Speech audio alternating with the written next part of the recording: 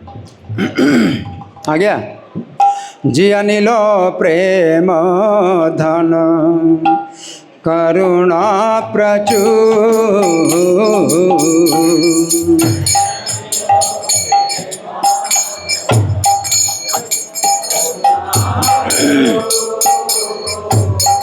हेना प्रभु को था गिला आचार्य ठाकुर,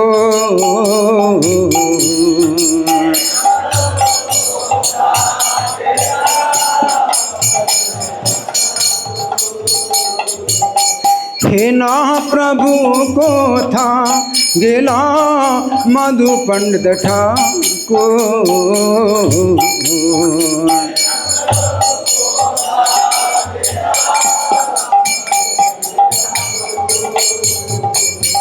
कहाँ मोरा स्वरूप रूप कहाँ सनातन,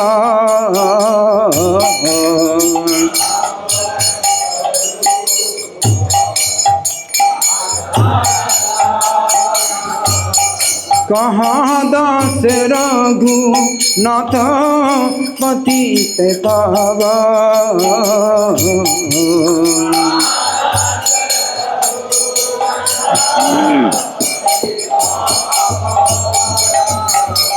कहाँ मोरा भट्ट जुग कहाँ कविराज,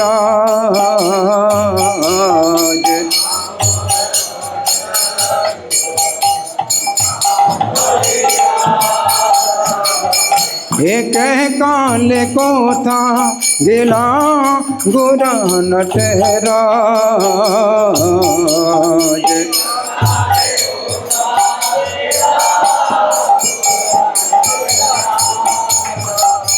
पाषाण कोटि बो माथा अलाले पसीबो,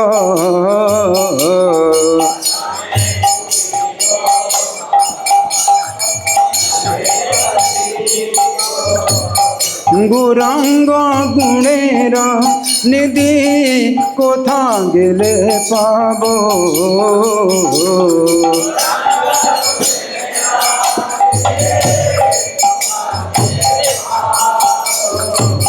शेष संगीरा संगे जे कहिलो बिलास,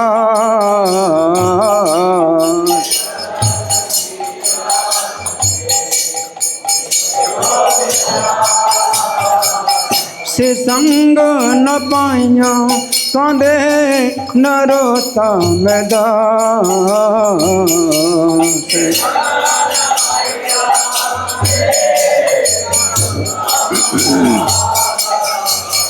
जय वैष्णो ठाकुर वैष्णो ठाकुर वैष्णो ठाकुर जय वैष्णो ठाकुर,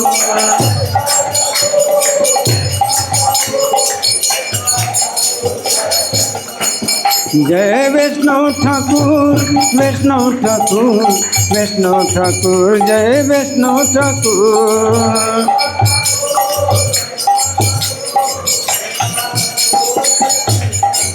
नित्य गौर हरि बोल हरि बोल हरि बोल हरि बोल,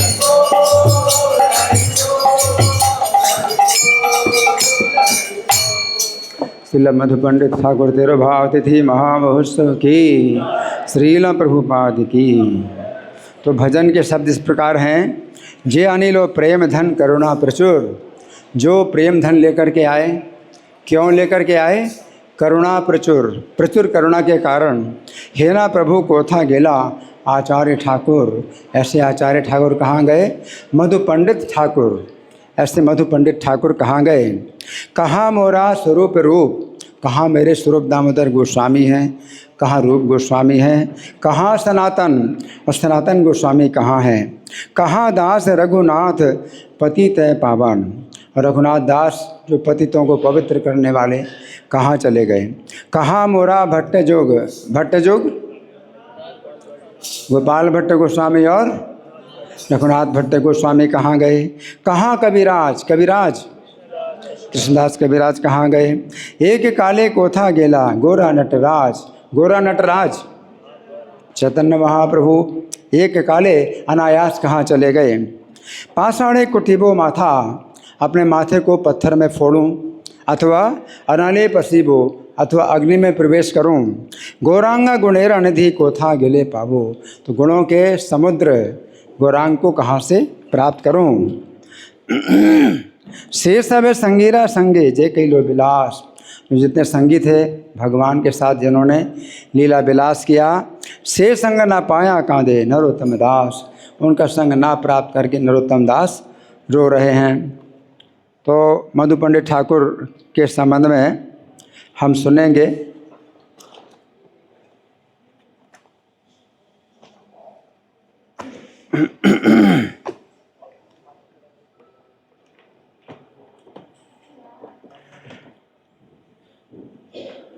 आप जानते हैं कि वृंदावन के 3 अर्चा विग्रह हैं जो कि संबंध, अभिधेय और प्रयोजन के विशेष अर्चा विग्रह हैं।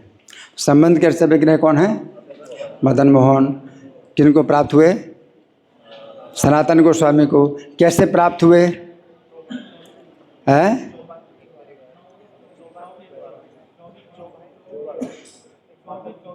चौबे, मथुरा के चौबे के घर में प्राप्त हुए। अद्वैताचार्य को प्राप्त हुए थे, एक टीला के अंदर दबे हुए थे, तो अद्वैताचार्य को प्राप्त हुए थे मथुरा में। लेकिन अद्वैताचार्य अपने साथ लेके नहीं जा सकते थे उनको, तो वहाँ जो है मथुरा में चौबे के घर में छोड़ दिए थे।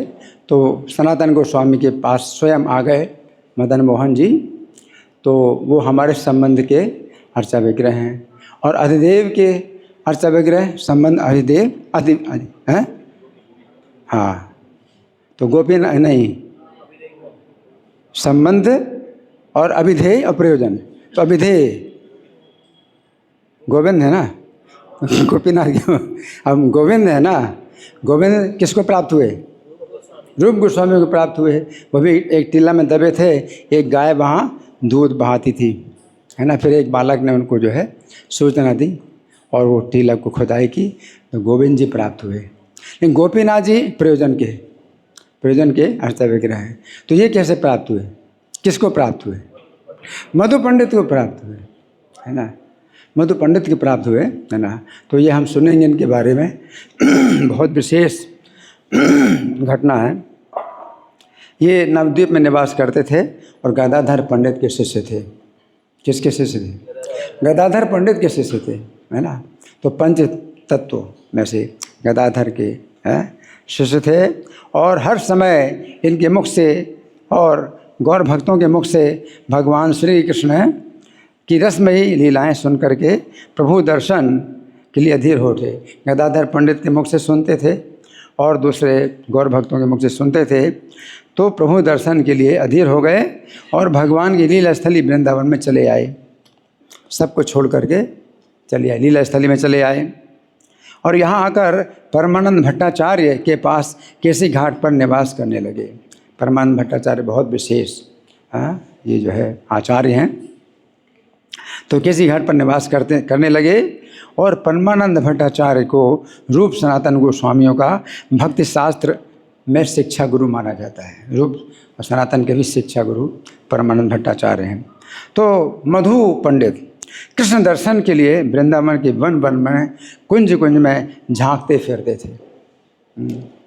तो ये जो है बहुत ऊंची स्थिति है, कृष्ण प्रेम की जो है बहुत ऊंची स्थिति है कि विरह का अनुभव करें, है ना। तो कैसे विरह का अनुभव करते थे? कुंज में और वन में झांकते फिरते, भूख प्यास का जो है कुछ पता ही नहीं चलता। शरीर में भूख और प्यास का भी पता नहीं चलता, शरीर को ही भूल जाते हैं अपने, है ना। और एक एक ब्रजवासी से ब्रज बिहारी का पता पूछते हैं पागलों की तरह, ब्रजवासियों से पूछते हैं, पागलों की तरह पूछते हैं। और विरह कातर होकर के यमुना के किनारे एक बार बैठ गए। अब यमुना के किनारे बैठ गए और हाँ कृष्ण, हाँ गोपीजन वल्लभ, हाँ प्राणनाथ, आप कहाँ हैं? जोर जोर से पुकार करके रोते रोते यमुना जी में ही आंसू बहा रहे हैं। यमुना के तट पर बैठे हैं, यमुना जी में आंसू बहा रहे हैं। और ऐसा है कि यमुना जी में जोर की बाढ़ आई हुई थी उस समय। अब इन्हें कुछ पता नहीं, जोर की बाढ़ आई हुई है और करारों में तीव्र कटाव हो रहा है, तट में जो है कट रहा है, यमुना जी का तट कट रहा है। तो उस समय क्या था, जिस स्थान पर ये बैठे हैं उसी करार में दरार पड़ गई। अब क्या हुआ, दरार पड़ गई, अब तो गिरेंगे। अब इनको तो होश ही नहीं, ये तो गिरने वाले हैं, यमुना जी में गिरने वाले हैं, है ना। तो ये थोड़ी देर में यमुना में गिरने वाले थे, किंतु इनको क्या पता, भक्त तो भगवान की चिंता कर रहा है और भक्त वत्सल भगवान भक्त की चिंता में व्याकुल हो उठे। अब भगवान को चिंता हुई है अपने भक्त की, है ना। तो भक्त वत्सल भगवान जो है अब व्याकुल हो गए कि ये मेरा जो भक्त है ये करार के साथ यमुना जी के गंभीर जल में अब गिरा सो गिरा। भगवान को चिंता हो रही और कोई देखने वाला है नहीं। उस समय जो है वृंदावन ऐसा बसा हुआ नहीं था जैसा आजकल बसा हुआ है, जंगली था पूरा उस समय। तो भगवान ने तुरंत बंसी संभाली अपनी। अब बंसी से कैसे रक्षा करेंगे, वो तो भगवान जानते हैं कैसे बंसी से रक्षा करेंगे, हम लोग क्या जाने। बंसी से भगवान रक्षा करेंगे तो बंसी संभाली और बंसी वट पर त्रिभंग ललित होकर के मधुर तान छेड़ी। बंसी वट पर त्रिभंग ललित, ललित माने सुंदर और त्रिभंग माने 3 स्थानों से जो भंग है शरीर उनका जो है टेढ़ा शरीर, गर्दन टेढ़ी, कमर टेढ़ी और घुटना, है ना। तो 3 स्थानों से वो भगवान का जो मुद्रा है ये बहुत सुंदर है, त्रिभंग ललित बोलते हैं। त्रिभंग ललित जो है इसमें होकर के भगवान जो है क्या करते हैं, बंसी की मधुर तान छेड़ते हैं। और तान वही थी रासोत्सव में ब्रज गोपियों को बुलाने के लिए श्री कृष्ण ने जब बजाई थी, है ना। तो वो क्या है, वो भगवान आवाहन करते हैं, गोपियों का आवाहन करते हैं बंसी ध्वनि से, है ना। और उस आवाहन को गोपियाँ ही समझ पाती हैं। तो भगवान जो है इस प्रकार से जब तान छेड़ते हैं बंसी की, तो सुनते ही चौंके। कौन चौंके? चौंके, मधु पंडित चौंके। हाँ, और पीछे देखा तो गोपीनाथ ललित त्रिभंग छवि से मधुर बंसी बजा रहे हैं। हरि बोल। बहुत दिन का तीव्र विरह है ना, बहुत दिन का तीव्र विरह है। व्याकुल होकर के भागे उनकी ओर और पूरा लपेट लिया शरीर से, आलिंगन, भगवान का आलिंगन कर लिया। जमुना चढ़त काट करत करारे जहाँ, बंसी बट तट डीठ परोसो अनूप है। अंक भरी लिए दौर अजहूँ लो सिरमौर, चाहे भाग भाल साथ गोपीनाथ रूप है। तो गोपीनाथ रूप में तो मधु पंडित ने जो है सर्वदा उसी रूप में अपने पास रहने का आग्रह किया कि इस रूप में हमेशा मेरे साथ रहो। किस रूप में? हाँ, इसी रूप में हमेशा मेरे साथ रहो। तो हम लोग भी जब भगवान का विशेष श्रृंगार देखते हैं तो लगता है कि इसी रूप में हमेशा दर्शन देते रहो भगवान का। बिहारी लाल एक कवि है, तो वो जो है कहते हैं, पीत बसन कटि काछनी कर मुरली और उर्माल। पीत बसन कटि काछनी कर मुरली उर्माल, यही मानक मो मन सदा बसो बिहारी लाल। अरे पीत वस्त्र धारण कर किए और कटि काछनी और कमर में करधनी है और कर मुरली, हाथ में मुरली है और उर्माल और छाती में माला है। यही बाना के मोह मन सदा बसो बिहारी लाल। तो बिहारी लाल ने ये गाया है। तो बिहारी लाल अपने नाम की छाप है और साथ साथ बिहारी लाल भगवान का नाम है, तो दोनों अर्थ हैं बिहारी लाल के। तो हे बिहारी लाल, आप जो है इसी रूप में हमेशा मेरे मन में बने रहो। यही बाना कि मोह मन बसो, यही माना मोह मन सदा बसो बिहारी लाल, है ना। तो इन्होंने भी कहा इसी रूप में आप हमेशा मेरे साथ रहो। तो भगवान ने कहा कि मधु, मैं तुम्हारे पास सर्वदा साक्षात रूप में रहूँगा, किंतु ये कलिकाल है, सबके पक्ष में ऐसा संभव नहीं है कि सब लोग मेरा दर्शन करें, ये तो संभव नहीं है ना। तो फिर क्या करूँगा, है ना। तो बीच का रास्ता, भगवान के बीच का रास्ता है बनाना पड़ेगा। तुम तो देखोगे मुझे इसी रूप में हमेशा, लेकिन सबके लिए मैं मूर्ति रूप में दर्शन दूंगा। क्या? मूर्ति रूप में दर्शन दूंगा। इसका मतलब क्या है कि गोपीनाथ जो है अर्च विग्रह किसी के बनाए हुए नहीं हैं, ये स्वतः प्रकट हुए गोपीनाथ जी। गोविंद जी हैं वो बज्रनाभ ने बनवाए, मदन मोहन जी बज्रनाभ ने बनवाए, है ना। तो बज्रनाभ के ही द्वारा निर्मित हैं अर्चा विग्रह हैं। लेकिन गोपीनाथ जी जो अर्चा विग्रह हैं, ये मधु पंडित गोस्वामी को साक्षात भगवान ने दर्शन दिया। और फिर कहते हैं कि मूर्ति के रूप में सब लोग देखेंगे और तुम देखोगे मुझे साक्षात रूप में, इस प्रकार से। तो फिर इतना कह करके भगवान श्री मूर्ति रूप में आविर्भूत हो गए और मधु गोस्वामी उन्हें ही आलिंगन पूर्वक निवास स्थान पर ले आए और गोपीनाथ नाम से उनकी प्रतिष्ठा करके सेवा करने लगे। और अति सुंदर राधा विग्रह भी गोपीनाथ जी के वाम भाग में विराजित किया इन्होंने। अब ये मधु पंडित गोस्वामी की तो इतनी कथा हम सुन रहे हैं। अब देखिए आज जहानाबा माता का जो आविर्भाव है, तो ये जो गोपीनाथ जी हैं ये जहानाबा माता से भी कितने जुड़े हुए हैं। मधु पंडित गोस्वामी के जो है ये इष्ट देव हैं, है ना। और जहानाबा माता के ये क्या है, पति। जहानाबा माता के पति हैं ये गोपीनाथ जी। तो सुनिए बड़े ध्यान से कैसे हुआ। खड़दा में विराजमान जहाना देवी हैं, जहानाबा देवी खड़दा में रहती हैं, है ना। तो उन्होंने अपनी एक प्रतिमा निर्माण करके परमेश्वरी दास के हाथ 700 मुद्रा और रत्न अलंकारों सहित वृंदावन भेजी। एक अपनी मूर्ति का निर्माण किया जहानाबा देवी ने, और कहाँ भेजी, वृंदावन भेजी। उनकी आज्ञा थी कि मूर्ति को गोपीनाथ के बाईं तरफ जो है प्रतिष्ठित करो। अपनी मूर्ति, जहानाबा देवी ने अपनी मूर्ति भेजी परमेश्वरी दास के हाथों और कहा कि गोपीनाथ जी बाईं तरफ इनको प्रतिष्ठित करो ना। अब उनकी आज्ञा थी। नित्यानंद प्रभु की स्वरूप शक्ति हैं, तो आज्ञा का उल्लंघन कौन कर सकता है। किंतु एक सेवक पुजारी जो है हृदय में अतीव संकेत होते दुविधा में पड़ गए। तो गोपीनाथ जी ने सपना दिया पुजारी को सपना दिया। क्या सपना दिया?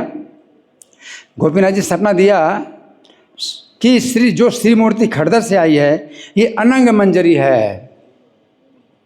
ये जहानाबा माता जो है अनंग मंजरी है ना। तो ये अनंग मंजरी है और इन्हें मेरे बाएं तरफ विराजमान करने में किसी प्रकार की दोष की आशंका मत करो। तो पुजारी भी जो है जो संकेत है, तो उसकी शंका भी उचित है। जहानाबा माता ने तो कहा, लेकिन पहले से राधा रानी है गोपीनाथ जी की बाईं तरफ, तो पुजारी को शंका होगी तो कोई अनुचित शंका नहीं है। लेकिन भगवान ने शंका को दूर किया कि गोपीनाथ जी ही परम अधिकारी हैं, परम प्रमाण, सर्वोच्च प्रमाण। तो गोपीनाथ जी ने कहा अनंग मंजरी हैं, इनको बाईं तरफ स्थापित कर दो। अच्छा, तो इस आज्ञा को पाकर सेवकों ने बाईं तरफ पहले से विराजित राधा जी को हटा करके गोपीनाथ जी के दाईं तरफ विराजमान कर दिया और जाह्नवी द्वारा प्रेरित जो उनकी मूर्ति है अनंग मंजरी की मूर्ति को बाईं तरफ प्रतिष्ठित कर दिया। अब राधा जी ने मान लीला प्रारंभ कर दी। मान लीला मेरे स्थान में जो है किसको तुमने रखा है। अब गोपीनाथ जी की आज्ञा, राधा रानी अपनी चाल चलती है। तो राधा रानी ने जो है मान लीला आरंभ कर दी। अब श्रृंगार धारण नहीं करती। कोई भी श्रृंगार धारण करो गिरा देंगे, माला पहनाओगे गिरा देंगे, सब तोड़ करके भोग लगाओगे भोग भी फेंक देती। न भोग लगा रहे हैं, न भोग स्वीकार कर रहे हैं, न श्रृंगार स्वीकार कर रहे हैं, कोई नहीं। फिर क्या हुआ, स्वप्न में सेवकों ने जो है अनुभव किया कि राधा रानी जो है प्रणय कोप में जो है मानवती हैं और सब भयभीत हो गए। और जो जयपुर के राजा थे हैं, तो वे जो है बहुत बड़े भक्त थे, अर्चा विग्रहों के बड़े भक्त थे। तो उनसे जो है बात की, तो उनको बुलाया। तो ब्रजवासी जितने भी गौड़ी वैष्णव समाज को बुला करके और सभा बुलाई, सबने निर्णय किया कि राधा जी को पुनः बाएं तरफ विराजमान करो और अनंग मंजरी को दाहिनी तरफ। सबने निर्णय किया कि राधा रानी बहुत मान कर रहे हैं, तो इनको बाईं तरफ, गोपीनाथ जी बाईं तरफ विराजमान करो, अनंग मंजरी जो बाईं तरफ हो दाईं तरफ विराजमान कर दो। तो इस तरह से निर्णय किया। तब माननीय राधा रानी प्रसन्न हो गई और सब सेवक भी संतुष्ट भाव से पूजा करने लगे, पूजा स्वीकार की राधा रानी ने। फिर अनंग मंजरी राधा रानी की ही बहन है, तो अपनी बात मनवाने के कुछ दिन बाद करुणामयी राधा रानी ने सेवकों को आज्ञा दी, अनंग मंजरी को पुनः वाम भाग में और मुझे दक्षिण भाग में विराजमान कर दो, तो मेरी आज्ञा से करो। तो राधा रानी का जो है मान इस बात का था कि मेरी आज्ञा के बिना तुमने कैसे किया, अब मेरी आज्ञा है, अब मुझे दाईं तरफ कर दो, अनंग मंजरी को बाईं तरफ कर दो। तो ये जो है मतलब राधा रानी का इस प्रकार का भाव है ना, कि मेरी आज्ञा के बिना तुमने कैसे किया। गोपीनाथ जी ने आज्ञा दे दी, गोपीनाथ जी की आज्ञा राधा रानी नहीं मानती, मेरी आज्ञा होनी चाहिए। तो मेरी आज्ञा से फिर राधा रानी को जो है दाईं तरफ कर दिया, अनंग मंजरी को बाईं तरफ कर दिया। तो ये जो है बड़ी अद्भुत लीलाएं हैं। और गोपीनाथ जी का जो प्रणाम मंत्र है, श्रीमान रास रसारंभी बंसी बट तटस्थितः कर्षण वेणु सुनेर गोपीर गोपीनाथा श्रेष्ठ नहा। तो ये गोपीनाथ जी का प्रणाम मंत्र है। तो अब हम सुनेंगे जहनवा माता का कुछ और भी विशेष चरित्र है।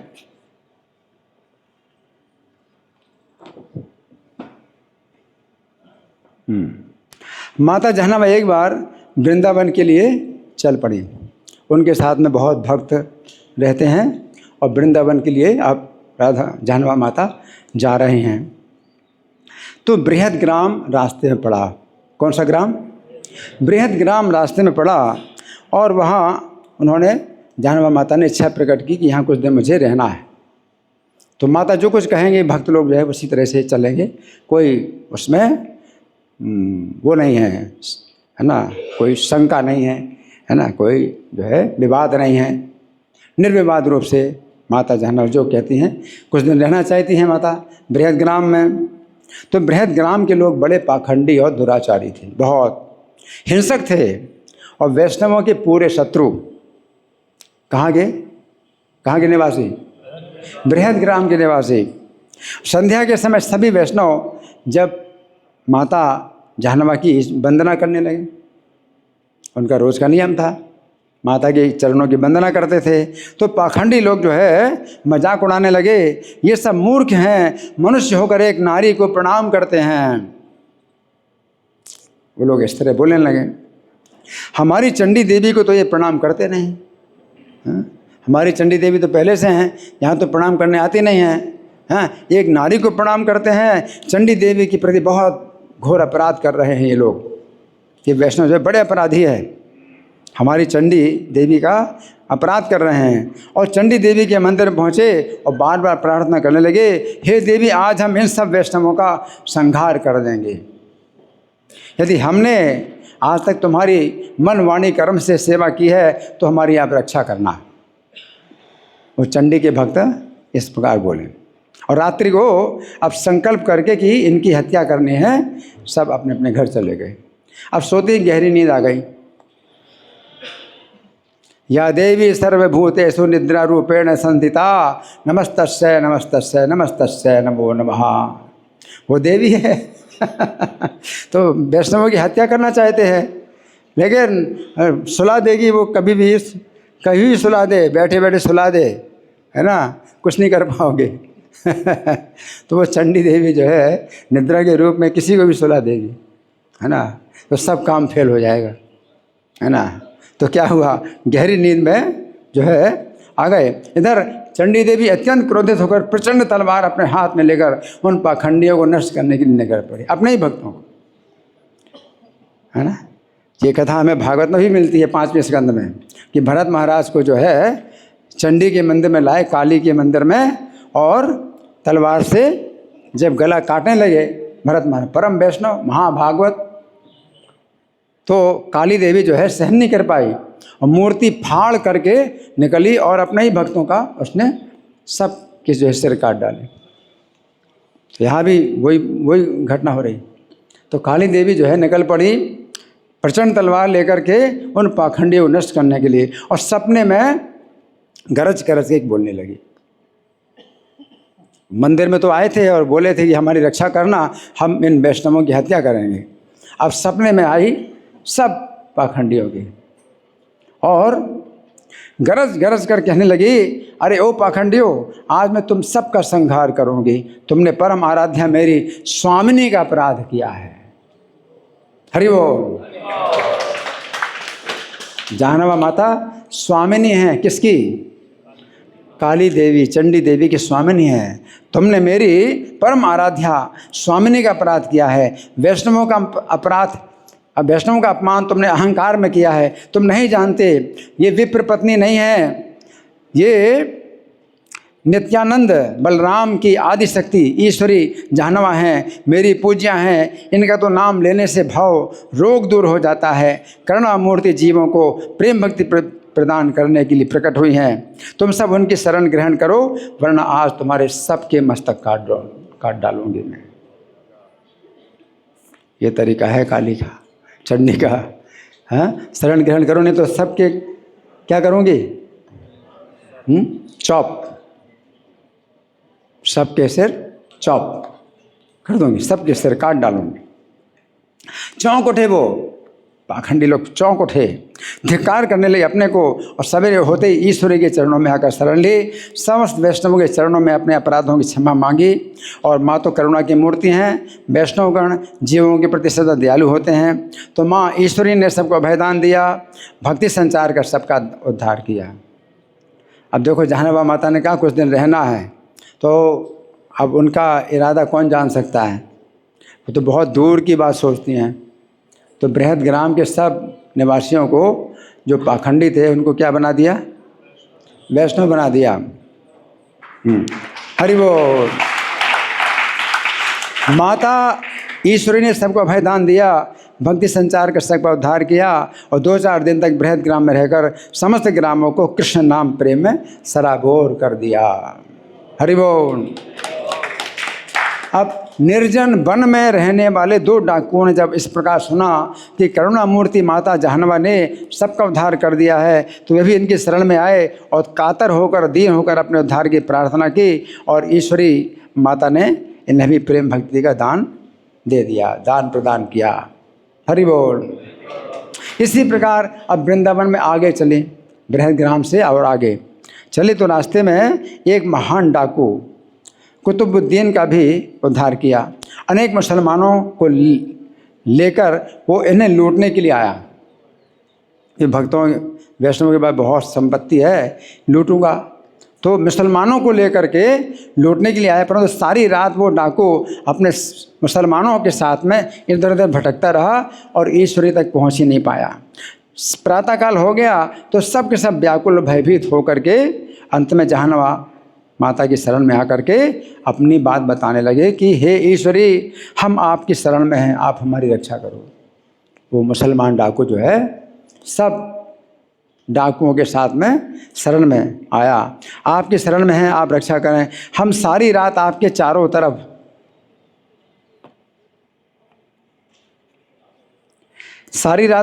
तरफ भ्रमण करते रहे, और जहाँ जाते बड़े बड़े सांप ही दिखाई पड़ते थे। आए नहीं, जहनवा माता के पास आए ही नहीं। पूरी रात जो है जहाँ जाएं वहाँ सांप, बड़े बड़े सांप दिखाई पड़ते हैं और काटने के लिए दौड़ते हैं। तो केवल हम लोगों के प्राण नहीं निकले, परंतु भय के मारे हम व्याकुल हो गए। और फिर आकाश से शब्द आए कानों में कि तुम ईश्वरी के चरणों में जाकर के निर्भयता प्राप्त करो, और कोई प्राण रक्षा का उपाय नहीं है। आकाश से आवाज़ आई। मुसलमान लोग क्या बोलेंगे? आकाशवाणी, वो तो जानते नहीं आकाशवाणी के। आकाश से शब्द आया था, आकाश से शब्द आए थे, ऐसी आवाज़ आई थी आकाश से।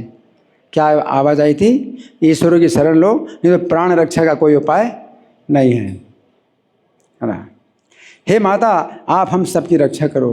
तब ईश्वरी ने सबको अभयदान दिया। सब के सब कृष्ण गुणगान करने लगे और सदा के लिए श्री कृष्ण के भक्त बन गए। हरि बोल। तो जहनवा माता का आज आविर्भाव दिवस है। श्रील मधु पंडित तिरुभाव तिथि महामहोत्सव की। श्रीमती जहनवा माता आविर्भाव तिथि महामहोत्सव की। अब सीता महारानी का जो है कुछ चरित्र है, तो बहुत चरित्र है, हम तो जो है कुछ ही सुनेंगे क्योंकि हमारे पास ज़्यादा समय तो है नहीं, लेकिन थोड़ा सा कीर्तन करेंगे सीताराम का। अयोध्यावासी राम राम राम दशरथ नंदन राम।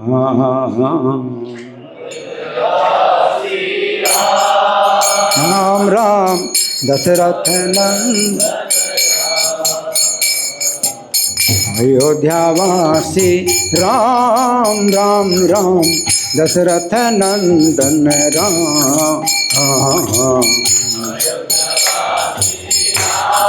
राम राम दशरथ नंदन।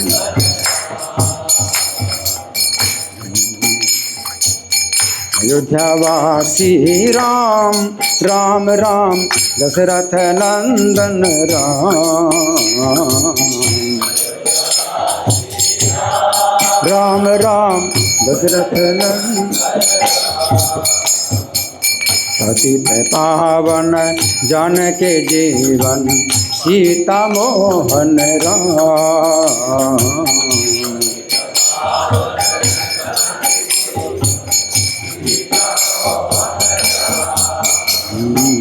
पतित पावन जानके जीवन सीता मोहन राम।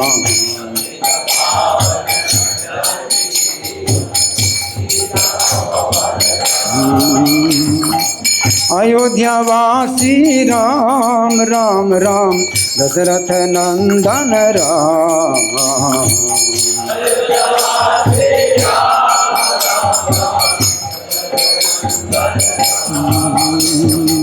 अयोध्यावासी राम राम राम दशरथ नंदन राम।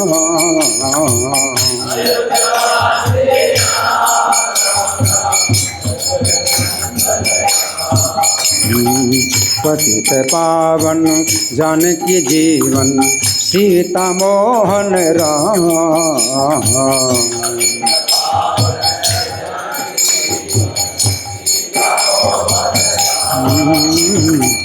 पतित पावन जानकी जीवन सीता मोहन राम।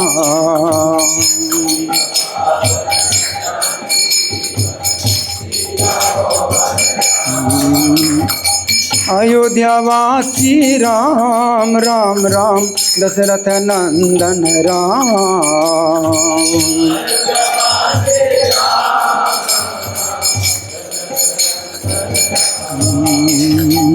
अयोध्यावासी राम राम राम दशरथ नंदन राम।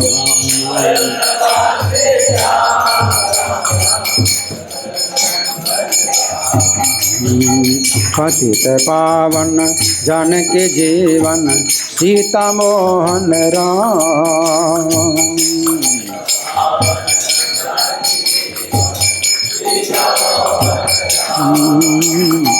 पतित पावन जानकी जीवन सीता मोहन राम।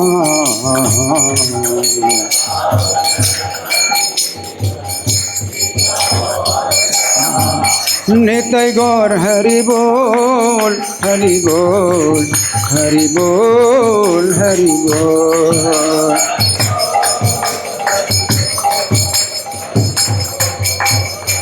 जय प्रभुपदा प्रभुपदा प्रभुपदा प्रभुपदा।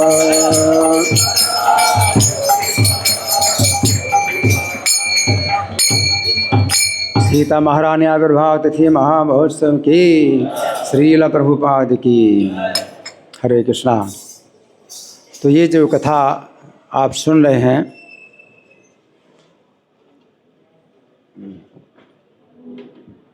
ये जो कथा आप सुन रहे हैं ये पद्म पुराण के अंतर्गत पाताल खंड, उसमें 57वां अध्याय है, 57 यानी 57, चैप्टर नंबर 57। और इसको कथा को सुनाने वाले हैं शेष जी। कौन सुना रहे हैं? शेष जी सुना रहे हैं। और सुनने वाले हैं वात्स्यायन ऋषि। कौन से ऋषि? वात्स्यायन ऋषि ये सुनने वाले हैं।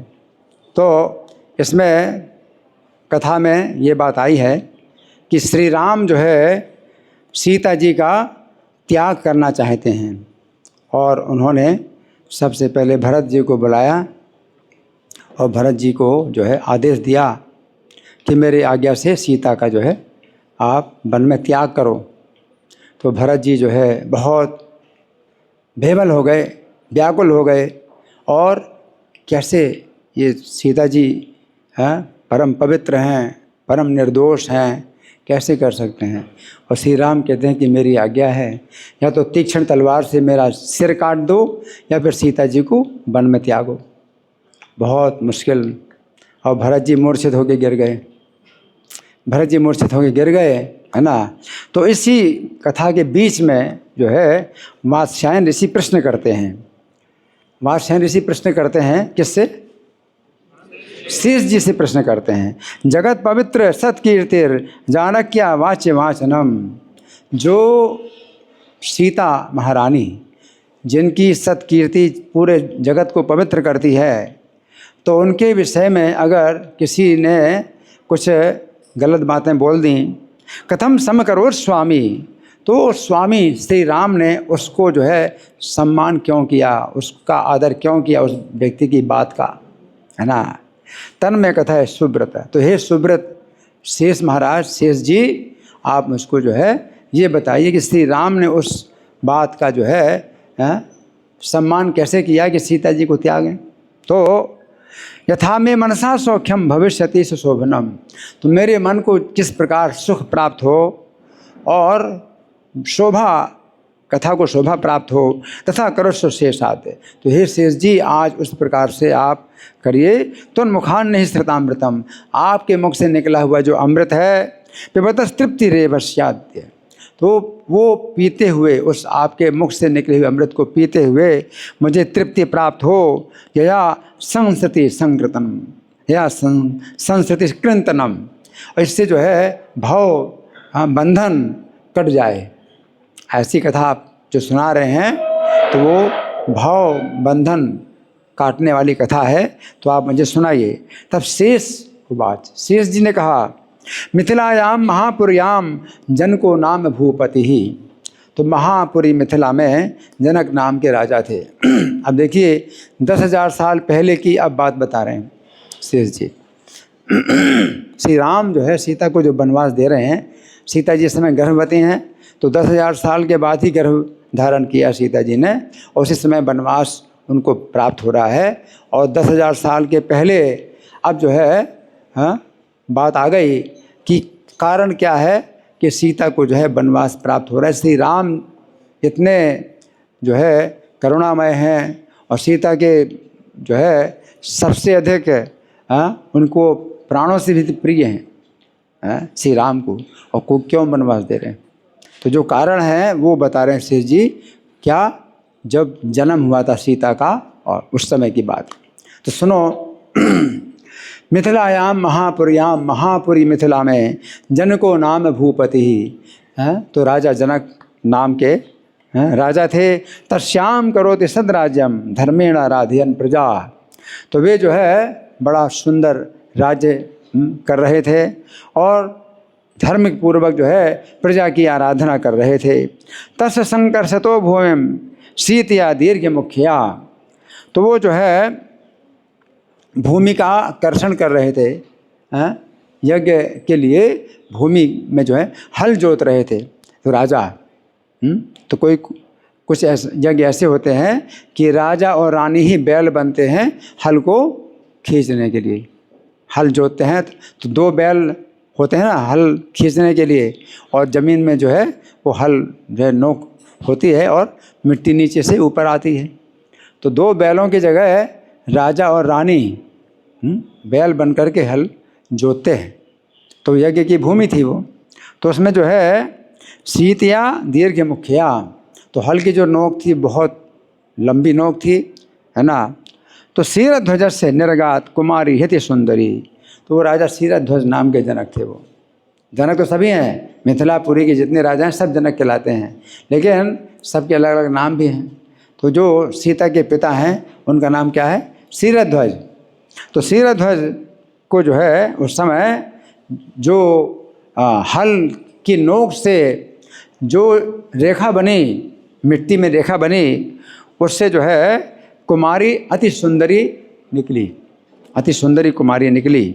तदात्यंतम मुदम प्राप्त, तो उस समय अत्यंत आनंद प्राप्त हुआ। किसको? क्षीर केतुर महीपति, क्षीर केतु या क्षीरध्वज महान के राजा, बहुत आनंद उनको प्राप्त हुआ। सीता नामा करो तस्या मोहिन्या जगतः श्रियः, तो उस कुमारी का, बालिका का नाम सीता रखा उन्होंने, जो कि पूरे जगत को मोहने वाली लक्ष्मी है। सैकदानाति विपने खेलंती सुमनोहरा, तो वही जो है देवी एक बार अपने उद्यान के वन में खेल रही है, बड़ी सुंदरता से जो है वो खेल रही है सीता। अब कितनी उम्र की सीता? सीता जी 6 वर्ष की थी जब विवाह हुआ, और श्री राम थे 15 वर्ष के। तो 6 वर्ष उसी ही समय में, मतलब 6 वर्ष के ही करीब सीता जी थी उस समय।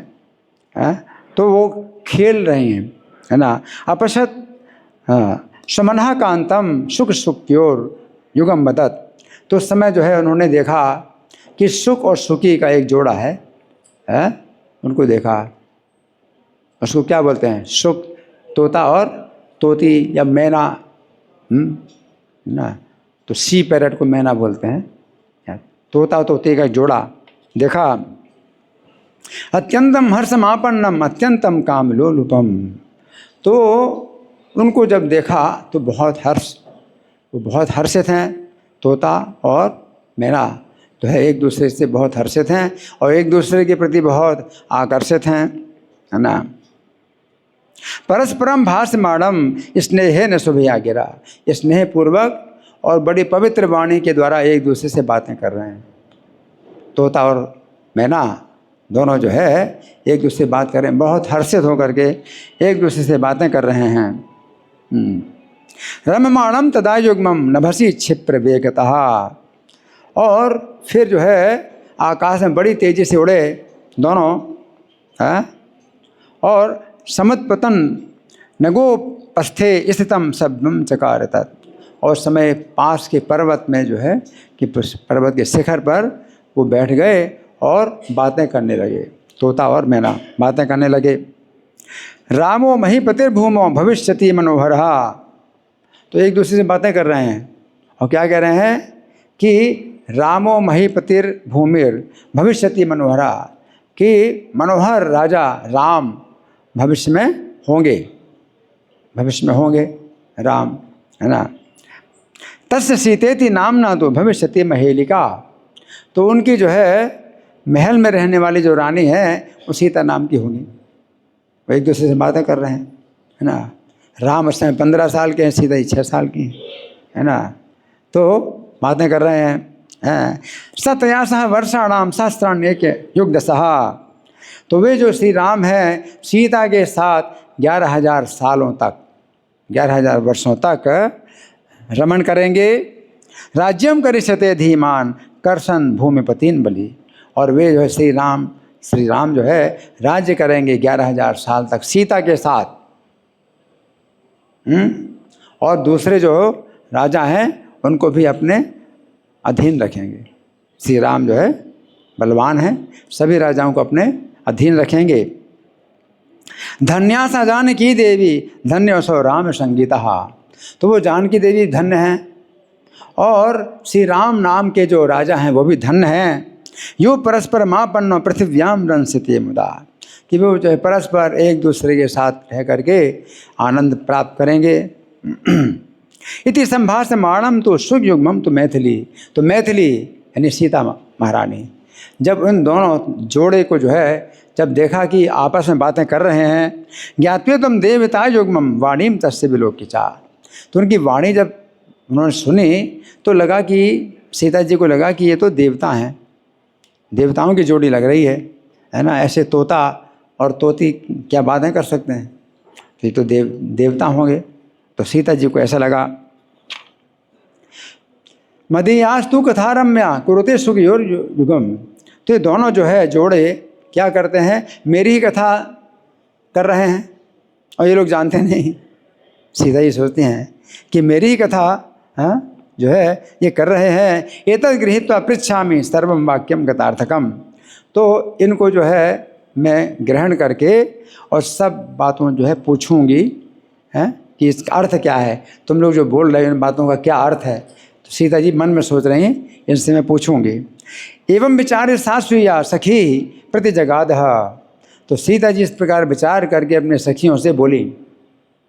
ग्रहणंतु सन कह रहे तत् पक्षी युग्मम मनोहरम, कि आप लोग जो है धीरे से जा कर के इन दोनों मनोहर पक्षियों को पकड़ दो। ऐसे तो पकड़ में आएंगे नहीं, उड़ जाएंगे, तो पीछे से जा कर के इन मनोहर पक्षियों को पकड़ दो।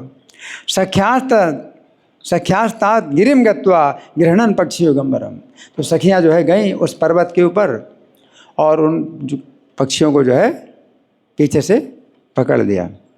आश्वास्यावास्तदा पपृच्छ तदिदम बचहा, और सीता जी के पास ले आई और सीता जी ने उनको आश्वासन दिया, मतलब डरो नहीं, है ना, तो डर गए थे ना, तो डरो नहीं, है ना।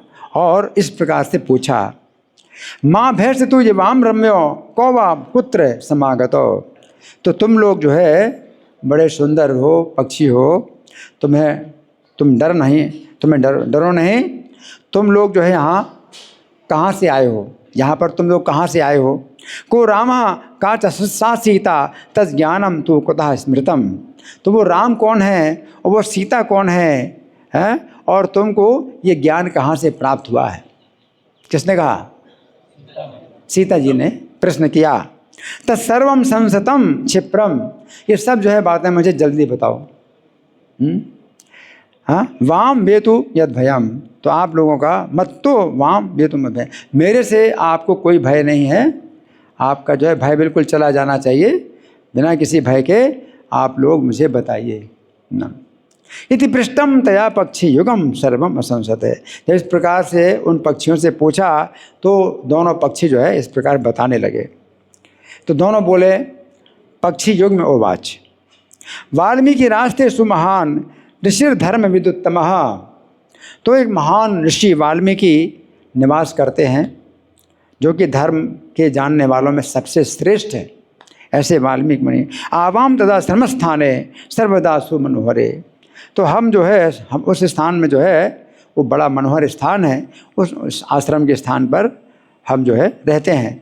सशिष्यान गापयामास है भावी रामायणम मुनि, तो वो मुनि ने जो है रामायण, जो भावी रामायण, भावी का मतलब है भविष्य में जो होगी, वो जो है उन्होंने अपने शिष्यों को जो है गान कराई, शिष्यों से गान कराई।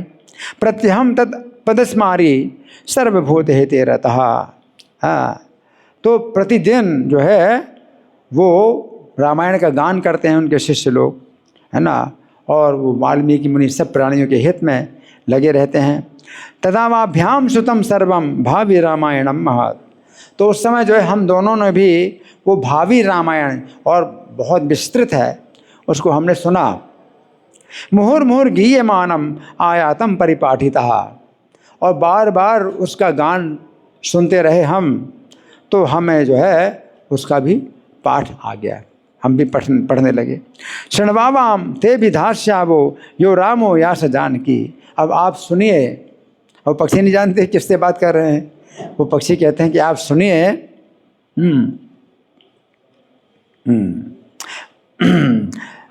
हम आपको बताएंगे कौन राम है और कौन जानकी है, हम आपको बताएंगे, आप सुनो, कौन राम है कौन जानकी है, हम आपको बताएंगे। यद्यत भविष्यते तस्या रामेण क्रीडितात्मना, तो श्री राम जो है सीता जी के साथ में जैसे लीलाएं करते हैं, और जो जो भी सीता के साथ में होगा वो हम जो है बताएंगे आपको। ऋषि श्रृंग कृतिश्चाम चा चतुर्धात्वम गतो हरि।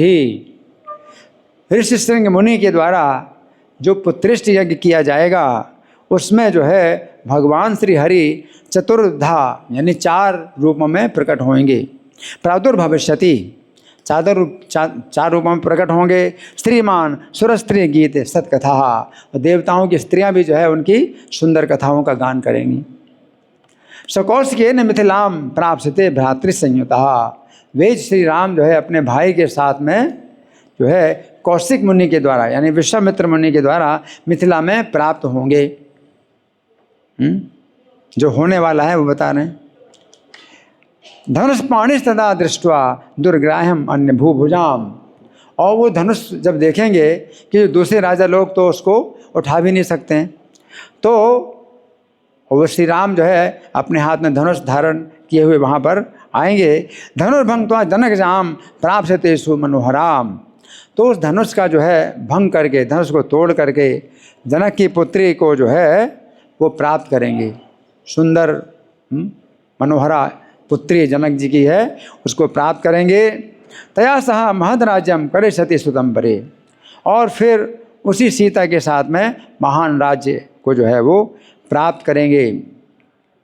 ये तो अन्य च तत्रस्थ है सुतम अस्माभिरुद्गते।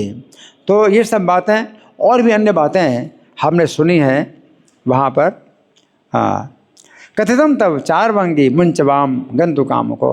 तो हे सुंदरी, हमने ये सब बातें आपको बता दी, अब हम जो है जाना चाहते हैं, हमें आप छोड़ दीजिए।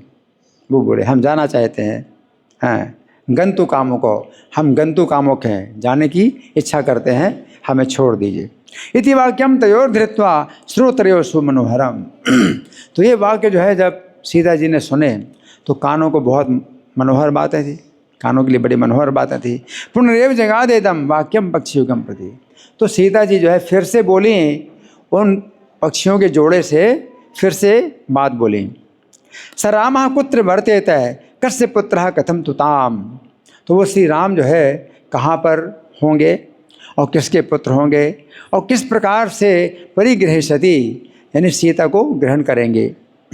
वराह की दृक रूप धरो न रहा, और किस प्रकार के वो जो है उनका मनुष्य रूप किस प्रकार का मनोहर है वो भी बताओ। तो सीता जी पूछ रहे हैं, मया पृष्ठम इदम सर्वम युताम ब्रूतम यथा तथम। तो मैंने जो कुछ भी बताया पूछा है वो सब जो है तुम दोनों यथा तथम बताइए, यथावत बताइए। कौन बोले? कौन बोले? सीता जी बोले कि तुम दोनों यथावत बताओ जो मैंने सुना। पश्चात सर्वम करिष्यामि प्रियम युष्मन मनोहर। इसके बाद मैं तुम्हारा जो है बहुत ही मनोहर कार्य पूरा करूँगी, तुम्हारा कार्य बहुत ही मनोहर, मैं तुम्हारा कार्य करूँगी, प्रिय कार्य करूँगी। तच्छ्रुत्वा ताम तु कामेन पीडिताम वेक्ष सासुकी। तो वो जो शुकी थी,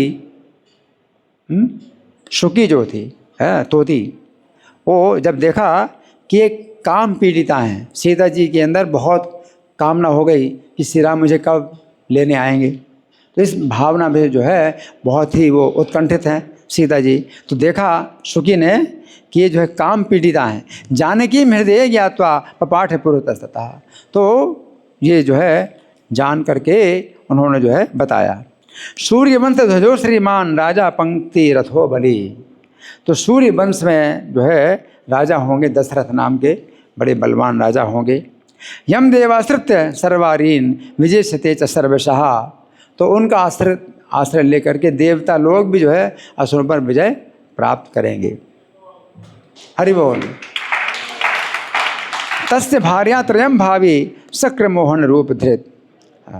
तो उनकी जो है 3 पत्नियां होंगी, है ना, जो कि इंद्र को भी मोहित करने वाली इतनी सुंदर 3 पत्नियां होंगी। तस्मिन् नपत्य चातुष्कम भविष्यति बलोन्नतम। तो उन 3 रानियों में से 4 जो है मनोहर पुत्र होंगे। सर्वेषाम अग्रजो रामो भरतस्तत् अनुस्मृतः। उन 4 में सभी में राम अग्रज होंगे और फिर भरत उनके बाद होंगे। लक्ष्मणस्तत अनु श्रीमान शत्रुघ्न सर्वतो बड़ा, और उनके बाद लक्ष्मण होंगे और उनसे छोटे, सबसे छोटे शत्रुघ्न होंगे। रघुनाथ यदि ख्यातिम गमिष्यति महामना, तो रघुनाथ नाम से उनकी ख्याति होगी। हाँ, तेसाम अनंत नाम मानी, तो उनके अनंत नाम हैं। रामस्य बलिनः सखी, तो हे सखी श्री राम अत्यंत बली है, उनके अनंत नाम हैं। पद्मकोश एवं शोभनम मुखम, उनका जो मुख है वो पद्मकोश कमल कोश के समान सुशोभित है। पंकजाभ नयने सुदीर्घ के, और कमल के समान जो है विशाल उनके नेत्र हैं। उन्नता पृथु मनोहरा नसा, और उनकी जो नासिका है वो उन्नत है और नुकीली है, सुंदर है। वल्गु संगत मनोहरे भ्रुवो, और उनके जो भौं हैं वो भी जो है समान रूप से सुंदर हैं। जानुलंबित मनोहरो भुजो, उनकी जो भुजाएं हैं वो बड़ी मनोहर हैं और घुटनों तक लंबी हैं। कमुक शोभि गलकोति हर्ष चुकहा, और गर्दन उनकी छोटी और शंख के समान सुंदर है। सत्कपाट तल विस्तृत श्रीकम वक्ष, और उनका जो वक्षस्थल है वो सुंदर दरवाजे के समान चौड़ा वक्षस्थल है। एतत् अमलम सलक्ष्मकम, तो ये जो है उनके जो है सुंदर लक्षण हैं। शोभनोरुकटी शोभयायुतम, और कमर की शोभा से युक्त उनकी जो है जंघा है। जानुयुग में ममलम सुसेवितम, और उनके जो घुटने हैं, दो घुटने हैं, वो जो है बहुत सुंदर हैं।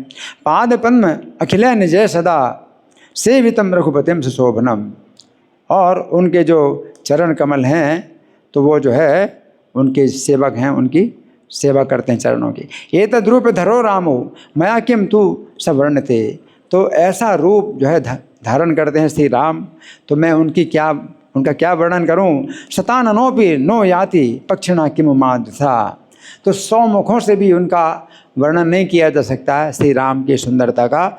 मैं तो पक्षी हूँ, मैं क्या करूँ, मैं क्या वर्णन कर सकती हूँ। हरि बोल। यद रूपम वीक्ष ललिता मनोहर वपुर्धरा लक्ष्मी मोह भूविका वर्तते या न मोह्यति, तो जिनका रूप देख करके जो मनोहर रूप वाली लक्ष्मी है वो मोहित हो जाती हैं, तो फिर कौन ऐसी स्त्री है जो उनको देख करके मोहित ना हो।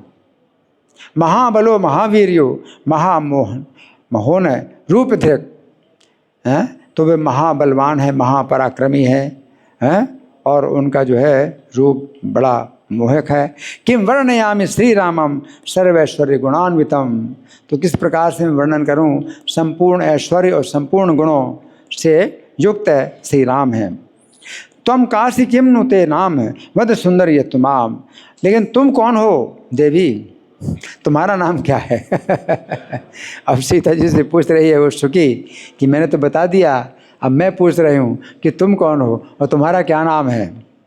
हाँ, वद सुंदर ये तुमाम, अब हे सुंदरी अब तुम मुझे बताओ तुम कौन हो, तुम्हारा क्या नाम है। परिपृच्छसि वेदज्ञात राम कीर्तन मातरात, तुम राम के गुणों को जो है बड़े आदर पूर्वक जो पूछ रही हो और बड़ी चतुराई से पूछ रही हो, तो तुम कौन हो, तुम्हारा क्या नाम है। उनको पता नहीं, सब तो बता दिया, अब मैं पूछ रही हूँ वो बताओ। एतद वाक्यम समाकरण जानकी पक्षिणोर युगम, तो जब जो है दोनों पक्षियों की बातें सुन करके जानकी उवाच जन्म ललितम संसंति सुस्त मोहनम, तो फिर अपने जन्म के बारे में जानकी ने बताया। यहाँ तो यह जानकी प्रोक्ता साहम जनक पुत्रिका, तो जिस जानकी की तुमने बात की है वो जनक की पुत्री मैं ही हूँ। हरि वो स रामो माम यदा भेत्य प्राप्स्यते सुमनोहरा, अब जब श्री राम आएंगे, अत्यंत मनोहर श्री राम आएंगे हैं मुझे प्राप्त करने के लिए, तथा वाम मोचक्याम मध्या, तब मैं आप लोगों को छोड़ूंगी। सीता जी कहते हैं जब वो आएंगे और मुझे ग्रहण करेंगे तब मैं आपको छोड़ूंगी।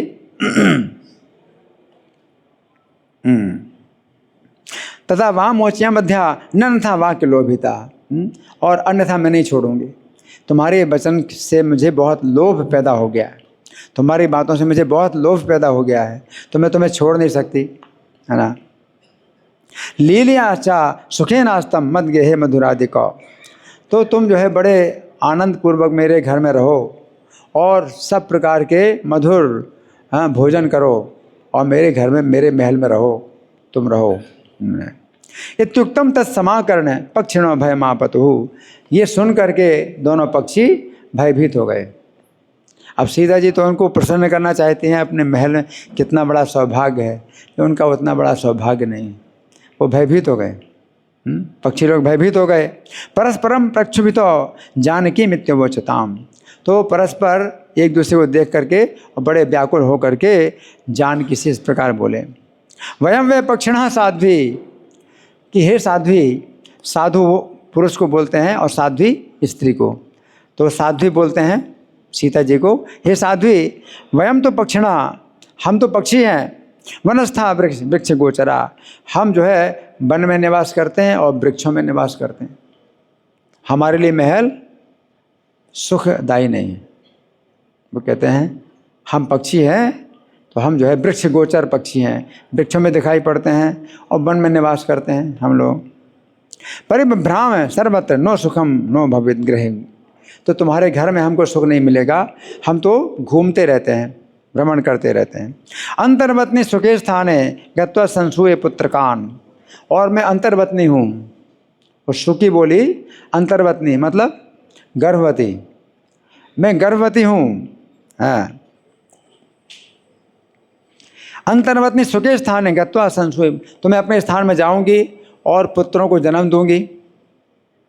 तो स्थानम आगमिष्यामि, तब तुम्हारे स्थान में आ जाऊंगी वापस।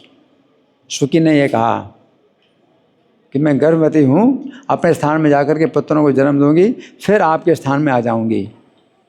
सत्यम में हृदितम बचा, ये मेरे वचन सत्य हैं। सुकी ने ऐसा कहा। एवं प्रोक्ता तया सातु ना मुमोच सुकीम स्वयं, तो जब इस प्रकार से जो है सीता जी से उस सुकी ने कहा तो जो है उन्होंने छोड़ा नहीं सुकी को। तथा पतिस्ताम प्रोवाच विनीत विनन सुख, तो समय जो पति है तो वो जो है तोता वो बोला और बहुत ही विनयपूर्वक बोला सीता जी से, सीते मुंच कथम भार्याम रक्ष से मैं मनोहरीम, तो हे सीता, हाँ तुम जो है छोड़ दो मेरी भार्या को, तुम जो है क्यों जो है पकड़े हुए हो। आवाम गच्छा विपिने विचराभा सुखम बने, हम लोग तो वन में जाएंगे और सुखपूर्वक वहीं विचरण करेंगे। अंतर्वतनी तो वर्ते थे भार्या मनोरमा, तो मेरी सुंदर जो पत्नी है ये गर्भवती है। तस्या प्रसूतिम कृत्वा त्वाम आगमिष्यामि शोभने, तो उसका जो है प्रसूति करा के फिर मैं आपके पास आ जाऊंगा। तो तोता भी बोला। इत्युक्तो निजगादेमं सुखम गच्छे महामते, तो सीता जी बोली तोते से कि हे महामती तुम सुखपूर्वक चले जाओ। सीता जी तोता से बोली हे महामते तुम सुखपूर्वक जाओ। एताम रक्षामि सुखनीम मत पार्श्व में प्रिय कारिणी, मेरी प्रिय करने वाली ये जो तोती है मैं इसको अपने साथ रखूँगी, इसकी रक्षा करूँगी, सीता जी ने कहा। तो सीता जी भावना तो अच्छी है लेकिन वो हो गया क्या, अप्रिय हो गया। इत्युक्तो दुखिता पक्षी तामोचे करुणान्विता, तो इस प्रकार से जब सीता जी ने कहा तो वो पक्षी जो है उनसे बहुत ही जो है वो करुण स्वर में बोले। योगी भी प्रोचते तद्वै तद्वच तथ्य में भी, कि योगी लोग जो बोलते हैं वो बात उनकी सही है। न वक्तव्यम मौनमाश्रित तिष्ठताम, कि बोलना नहीं चाहिए, बोलना नहीं चाहिए, मौन ही धारण करना चाहिए। हम बोले इस कारण से अब हमें बंधन में आ गए, हालांकि वो बंधन नहीं था, वो बहुत सुख था, लेकिन अब क्या है मति ऐसी है ना, उल्टी मति है, तो वो जो है उल्टा सोच रहे हैं कि हम जो बोला वो बोला तो उससे तो उनको बहुत बड़ा सौभाग्य, सीता जी के महल में रहने का सौभाग्य मिलता है ना, वो उल्टा बोल रहे हैं कि ना बोलना चाहिए, ना बोलना चाहिए और मौन का आश्रय लेकर के बैठे रहना चाहिए। नोचेत सा वाक्य दोषेण प्राप्नोत्य लानम उन्मदहा, और नहीं तो जो उन्मत्त की तरह बोलता रहता है तो उसको फिर जो है बंधन प्राप्त होता है। वयम चेदत्र वाक्यम न करिष्यामि नगोपरि, है ना। तो अगर हम जो है ये बातें पर्वत के ऊपर बैठ करके ना करते, बंधनम कथम आवाम स्यात्, तो हमें ये बंधन कैसे प्राप्त होता। तो कह रहे कि अगर हम ये कथा नहीं करते, राम कथा नहीं करते पर्वत में बैठ करके, तो हमें बंधन कैसे प्राप्त होता। अब हम तो बंधन प्राप्त हुआ। तस्मान मौनम समाचर, इसलिए मौन ही धारण करना चाहिए। इत्युक्त्वा ताम प्रत्युवाच ना हम जीवामि सुंदरी। तो वो बोला तोता कि हे सुंदरी, मैं जीवित नहीं रहूँगा। एतया भार्या हीनस, इस पत्नी के बिना मैं जीवित नहीं रहूँगा। तस्मान मुंच मनोहरे, इसलिए हे मनोहरे सीता, तुम जो है छोड़ दो। अनेक विध वाक्य सा बोधिता नाम उच्चतता, तो अनेक प्रकार के वाक्यों से उन्होंने समझाया सीता जी को, और सीता जी ने नहीं छोड़ा। कुपिता दुखिता भार्या ससाप जनकात्मजा, तो कुपिता होकर के जो पत्नी थी तोती, उसने साप दिया, सीता जी को साप दिया। यथा तुम पतिना सार्धम वियोजयसि मामिता, जिस प्रकार से तुम जो है मुझे पति से वियुक्त कर रही हो, तथा तुम भी रामेण वियुक्त भव गर्भिणी, तो उसी प्रकार से गर्भावस्था में तुम भी राम से वियुक्त हो जाओगे। गर्भावस्था में तुम जो है मुझे पति से दूर कर रही हो, तो गर्भावस्था में तुम भी राम से क्या हो जाओगी, दूर हो जाओगी। उसने साप दिया। इत्युक्तवत्याम तस्याम तो दुखितायाम पुनः पुनः, इस प्रकार से जो है सीता से बोल करके और बार बार दुखी हो करके प्राणा निर्गमन दुखात, उसके प्राण निकल गए। हाँ, पति दुखे न पूरिता, तो पति के कष्ट से जो है उसके प्राण निकल गए। किसके प्राण निकल गए, तोती प्राण निकल गए। रामम रामम स्मरन्त्याश्च, तो वो जो तोती है वो राम राम का स्मरण करते हुए वदन्त्याश्च पुनः पुनः, और बार बार बोलती जा रही है।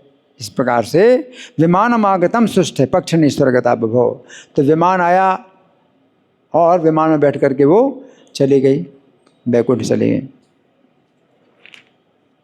तस्याम मृतायाम दुखार्तो भरता तस्या स पक्षीराट, तो वो बड़े दुख में आर्त होकर के, जो पक्षियों का राजा था, दुख में आर्त होकर के परमम क्रोधमापन, वो परम क्रोध में आ गया। तो पक्षिणी जो है वो तो बैकुंठ चली गई राम का स्मरण करते हुए, सीता जी को शाप दिया उसने और बैकुंठ चली गई। लेकिन ये जो तोता था वो परम क्रोध में आकर के वो जो है जहन्याम दुखित तो पतत, तो वो जो है गंगा जी में दुखी होकर के गिर गया। जनकपुर में गंगा जी हैं, तो गंगा जी में दुखी होकर गिर गया। तथा भवामी रामस्य नगरे जनपुरी थे, कि अब मैं जो है राम के नगर में, जो कि जो है पूरी प्रजा रहती है, उसी नगर में मैं भी आऊँगा।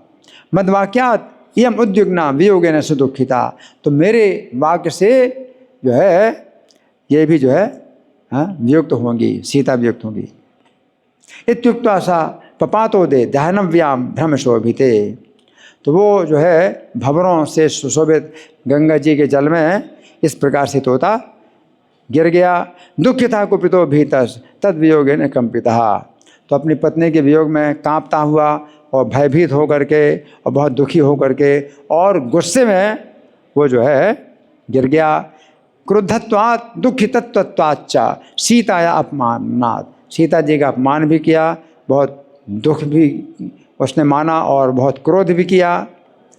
अंत तुम परम प्राप्तो रजकः क्रोध नाभिधा, तो इस प्रकार से उसका जो अपराध हुआ सीता जी के प्रति, तो उससे क्या हुआ कि वो जो है क्रोधन नाम का धोबी बना।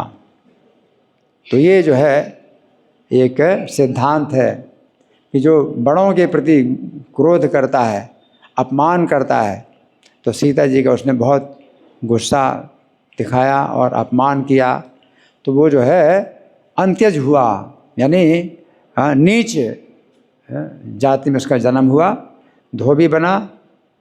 क्या नाम था उसका? क्रोधन। किसी बात में बड़ी जल्दी गुस्सा हो जाए तो क्रोधन उसका नाम, क्रोधन नाम का धोबी बना। यह क्रोधाचा शुकान प्राणान महताम दुष्टमाचरण। तो जो व्यक्ति गुस्से में अपने प्राणों को जो है, गुस्से में जो महापुरुषों के प्रति गुस्सा करके अपने प्राणों का त्याग करता है, सा संत जेत सा मृतो याति अंतजत्वम द्विजोत्तमः। तो वो अच्छा जो है ब्राह्मण भी क्यों ना हो, लेकिन उसको जो है अंत्यज का शरीर प्राप्त होता है, ये नीच जन्म प्राप्त होता है। अगर चाहे द्विजोत्तम, द्विजों में उत्तम ही क्यों ना हो, महापुरुषों के प्रति गुस्सा करके और जो है वो अगर अपमान करके उनका अपना प्राण त्यागता है तो उसको अंत्यजत्व की प्राप्ति होती है, नीच जन्म प्राप्त होता है। तज्जातम रजगोत त्याया सौ असौ निंदिता सा वियोजिता। तो उसी धोबी के दुर्वचनों के कारण क्या हुआ, सीता जी का जो है क्या हुआ, श्री राम से वियोग हुआ। रजगट से शापेन वियुक्ता सावनम गता। तो उस धोबी के शाप से ही सीता जी जो है वियुक्त हो गई श्री राम से और वन में गई। ये तत्व कथम विप्र यत्ते पृष्ठम में देहजाम। तो हे ब्राह्मण, शेष जी कहते हैं कि हे ब्राह्मण वात्स्यायन मुनि से कि ये जो है तुमने बताया यत्ते पृष्ठम में देहजाम, कि जो विदेहजा जो सीता जी हैं तो उनके बारे में तुमने जो पूछा, पुनरत परम वृत्तम शृणस्वने गदाम तत्। और आगे का जो वृत्त है, कथा है, अब मैं और बताऊंगा आगे, उसको भी सुनो।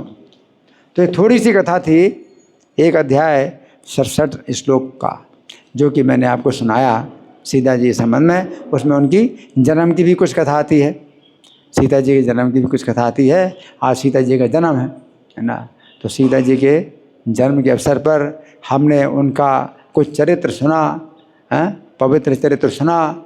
और ऐसे सीता जी के जन्म के अवसर पर हम सीता जी की कृपा का जो है द्वार खुला हुआ प्राप्त करें और उनकी कृपा प्राप्त करें। सीता जी आविर्भाव तिथि महामहोत्सव की, श्रील प्रभुपाद की। तो अभी हमारे पास कुछ समय अभी है, तो आप लोग कर सकते हैं, अभी मत उठिए। तो आज की जो है 3 विशेष कथाएं हमने सुनी हैं। तो इन तीनों के विषय में आप लोगों की ओर से कोई प्रश्न है, कोई चर्चा है तो आप लोग कर सकते हैं, या मैं प्रश्न करूं?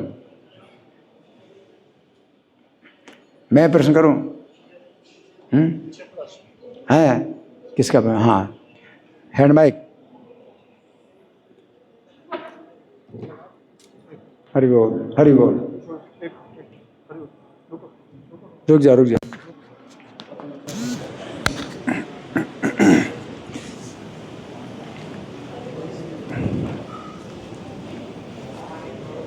हरे कृष्णा प्रभु जी, दंडवत प्रणाम।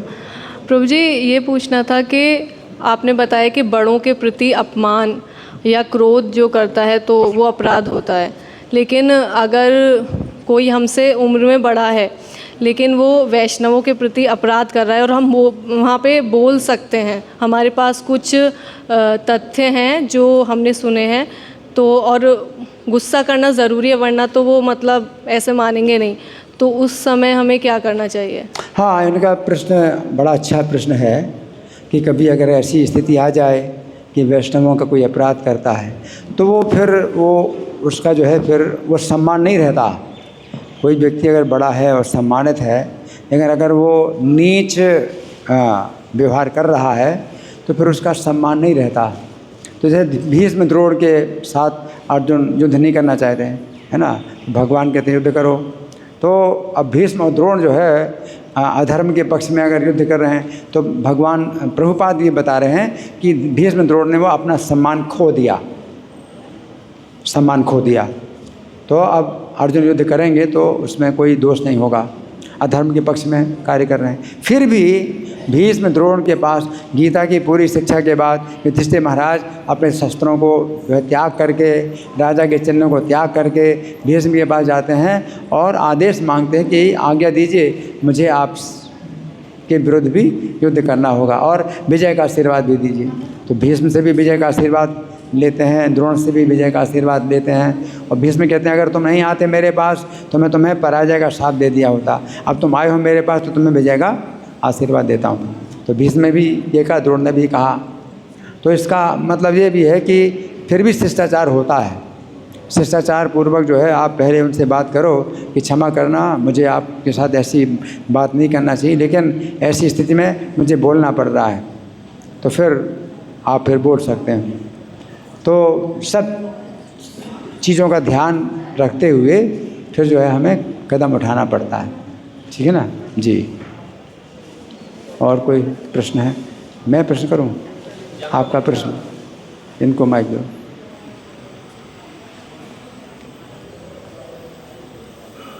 हरे कृष्ण जी। जी जानवा माता जी जो हैं उनका कौन से ग्रंथ में वर्णन किया गया है, बताया गया है? सीता माता का कौन से ग्रंथ में? नहीं जानवा माता का कौन से ग्रंथ में? जानवा माता तो नित्यानंद प्रभु की पत्नी है, तो वो जो ग्रंथ हैं वो बाद में ही मतलब लिखे गए हैं जानवा माता के बारे में। नित्यानंद प्रभु का भी जो वर्णन है वो भी सब बाद में लिखे गए। भगवान का जब चैतन्य महाप्रभु का आविर्भाव हो गया और फिर वो अपनी लीला समाप्त करके चले गए, तब चैतन्य महाप्रभु चाहते थे कि उनका वर्णन किया जाए, उनकी लीला का वर्णन किया जाए। तो चैतन्य महाप्रभु जब तक थे तब तक उन्होंने जो जान गए थे उनके तत्व को, तो बिल्कुल मना कर दिया कि अभी जन सामान्य में ये बातें नहीं फैलाना। तो भगवान चैतन्य जो है नहीं चाहते थे कि उनके अवतार के पहले ये बातें जो है जन सामान्य को पता चले कि आने वाले हैं भगवान, या अवतार के समय अवतार जब पूरा हो गया और भगवान चले गए अपनी लीलाओं को समाप्त करके, तब फिर ये ग्रंथ लिखे गए उनके भक्तों के द्वारा। भक्ति रत्नाकर भी है, उसमें जानवा माता के बारे में बहुत मिलता है और भी दूसरे ग्रंथों में मिलता है। ठीक है। आपने क्लास में बताया कि राधा रानी के बहन है, राधा रानी के, श्रीमती राधा रानी के बहन है जानवा माता। राधा रानी पहले जन्म नहीं हुआ? नहीं बहन, सिस्टर, बहन। हाँ, तो अनंग मंजरी ये तो बातें जो है कि गौर गणोद्देश दीपिका में भी मिलती हैं, गौर गणोद्देश दीपिका में मिलती हैं। और फिर जो है गोपीनाथ जी ने सपना भी दिया, तो वो भी पुष्टिकरण हुआ कि गोपीनाथ सपना दिया कि वो अनंग मंजरी है। तो कोई बात नहीं है, इनको मेरे बाईं तरफ रख दो। ठीक है, थैंक यू जी। और कोई? मैं प्रश्न करूं?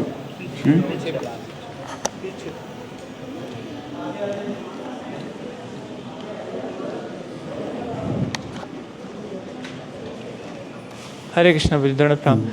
तो बहुत सुंदर आपने बताया प्रसंग। ये प्रसंग मैंने सुना नहीं था कि सीता महारानी को ऐसे श्राप मिला था। आपने नहीं सुना था? नहीं सुना था। नहीं सुना था, बहुत अच्छा। और प्रभु जी मेरे इस प्रश्न ये है कि जैसे सीता महारानी को तोता मैना, जो मैना थी उसने श्राप दिया और तोता ने भी श्राप दिया सीता महारानी को, और फिर उनकी वजह से सीता महारानी को जो है राम जी ने धोबी के कहने पे राम जी ने उनको त्याग दिया, और जो गर्भवती थी तो उनको जंगल में जाना पड़ा। तो मतलब क्या इससे हम ये शिक्षा ले सकते हैं कि जो है अगर कोई नॉर्मल व्यक्ति भी है किसी को कुछ श्राप देता है तो श्राप मतलब लग जाता है? जैसे कि वो तो भगवान है। मैना ने श्राप दिया सीता जी को, तो मैना ने श्राप दिया सीता जी को। अब इसमें किसका दोष माना जाए? ये जो है भगवान की लीला के अंतर्गत ही मानना पड़ेगा कि मैना एक पक्षी है। अब सीता जी उसको सुख प्रदान करना चाहती हैं, लेकिन उसको जो है सुख उस तरह से मिलता है, इस तरह से नहीं मिलता। तो उसका उतना सौभाग्य नहीं था कि सीता जी के महल में रहे। अब सीता जी के महल में रहना तो बहुत बड़े सौभाग्य की बात है। कोई पक्षी जो है रहे सीता जी के महल में तो बड़े सौभाग्य की बात है ना। लेकिन उनका इतना सौभाग्य नहीं था, तो उसने अपने जो है मति से साथ दिया, लेकिन साथ साथ राम का नाम लेती रही, राम का नाम लेती रही। तो वो जो है अपराध से मुक्त हो गई और वो जो है वैकुंठ में चली गई। मैना तो वैकुंठ में चली गई है ना। तो उसमें अब दोष नहीं माना जा सकता, क्योंकि वो पक्षी है और पक्षी की बुद्धि कितनी होती है, वो अपना हित कितना समझ पाते हैं, तो पक्षी की बात है, उसने श्राप दिया। लेकिन जो तोता था तो उसका हमें मतलब पता चलता है कि वो जो है विशेष रूप से उसने सीता जी का अपमान किया और गुस्सा हुआ, बहुत ज़्यादा गुस्सा हुआ, है ना, उसने क्रोध दिखलाया। तो उसने तो दुख में मतलब शाप दे दिया सीता जी को, तो वो जो है उसका तो दोष नहीं माना जाएगा। और फिर ये भी है कि जो शाप जो सीता जी को दिया, तो अगर बहुत गहराई से देखा जाए तो ये सब बातें जो है कि भगवान की लीला के अंतर्गत हैं, जो निश्चित हो चुका है, पहले से निश्चित हो चुका था। सीता जी का भगवान त्याग करते हैं तो उसमें मतलब कुछ और भी कारण हैं, केवल एक कारण यानी कि मैना ने साथ दिया, और भी कारण है सीता जी के। और ये कोई बहुत बड़ी जो है ये दुर्घटना नहीं मानी जाए, क्योंकि 11,000 साल तक सीता राम के साथ रहे। ये सबसे बड़ी बात है कि उन्होंने सुखपूर्वक राज्य किया।